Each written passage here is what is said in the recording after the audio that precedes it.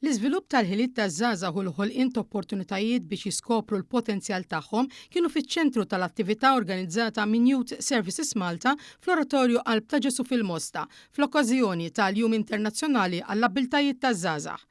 Matul il-ġurnata għat-tażagħżagħ ħadu sehem f'workshops interattivi li ffukaw fuq il-benesseri, il-kreattività u l-inklużjoni.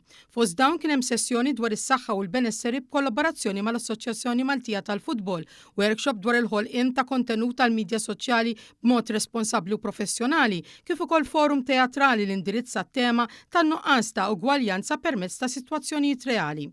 Alfred Grixtri, il-kap eżekuttiv tal-Fondazzjoni għas-Servizzi ta' Ħarsien Soċjali l-FSWS, żar din l-attività flimkien mad-direttura d-Direttorat Kura Alternattiva Melissa Gawċi illi qasmu l-ħsibijiet tagħhom mal-parteċipanti kif ukoll urew appoġġ sħiħ lejn tal-inizjattivi b'enfasi fuq l-importanza kruċjali tal-ispazji li qed joffru il-Youth Services Malta. Permezz tal-servizzi tagħna fl-iskejjel, permezz anke tas-servizzi l-oħrajn kollha tagħna kontra pereżempju il-vizzijiet.